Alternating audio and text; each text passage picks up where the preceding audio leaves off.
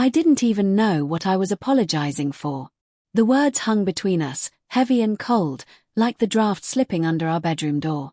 "You're sleeping on the couch until you apologize," she'd said, her tone flat but her eyes wet. I laughed at first, thinking it was one of those meaningless couple spats that blow over by morning. But there was something different in her stare tonight, something trembling beneath the surface. "Apologize for what, Emma?"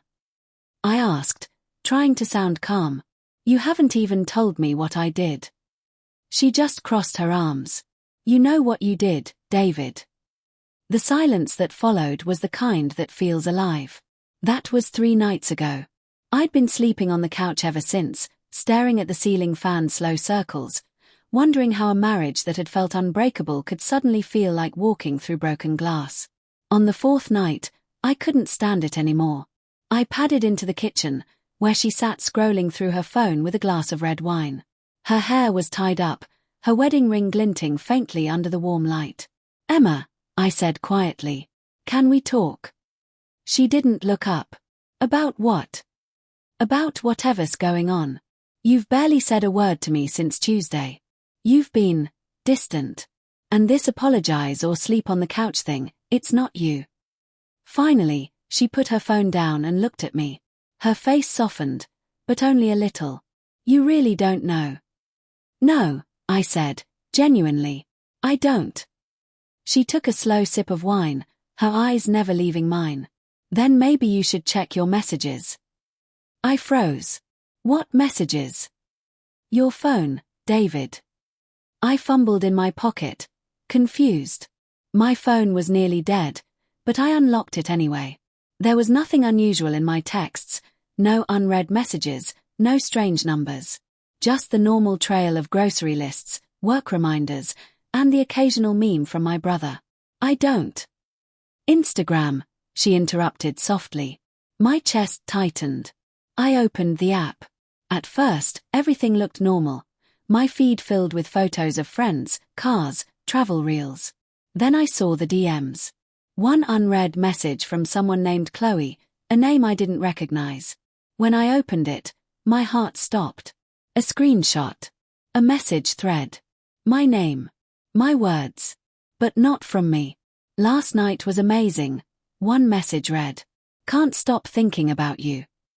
Another said, "I'll tell her when the time's right." I scrolled in disbelief. The profile picture, my photo, my username. But it wasn't my account. Someone had made a fake one. "Emma, this isn't me," I stammered. "I swear to God, I didn't send any of this." Her expression didn't change. "Then who did?" "I don't know. But you have to believe me." She stood, cutting me off. "I wanted to. But when your coworker Amy sent me that account, she said she's been getting messages from it for weeks. You flirted with her. You told her you were in an unhappy marriage. You told her I didn't understand you anymore." I shook my head violently. "Emma, that's not true. I would never." She slammed her glass onto the counter, wine splashing like blood across the marble. "Then how do you explain the photos?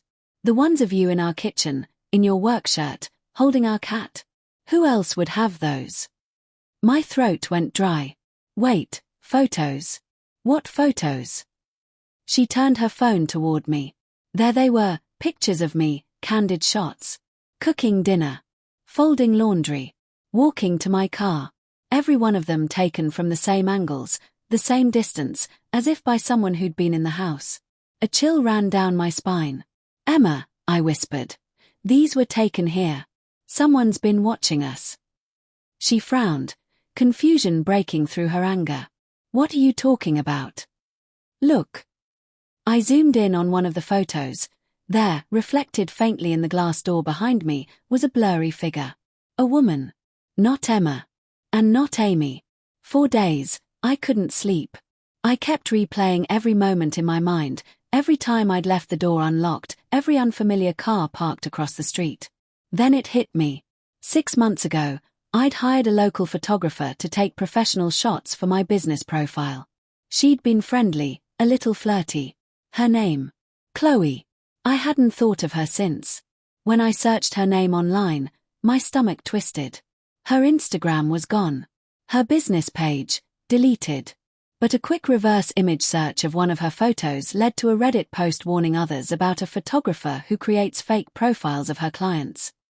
She'd done this before. That night, I showed Emma everything. The forum, the screenshots, the messages from other victims. Each story was the same: stolen photos, fabricated chats, emotional manipulation. Emma stared at the screen, pale and trembling.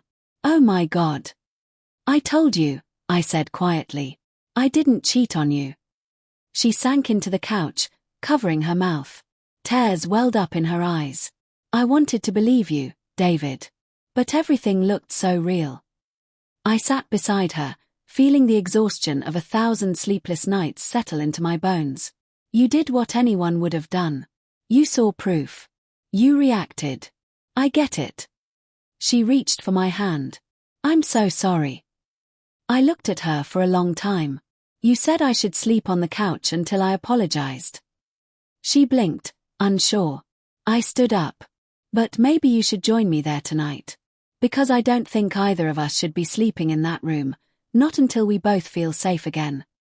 Later, as we lay side by side on the couch, the hum of the refrigerator filling the silence, I realized something quietly devastating.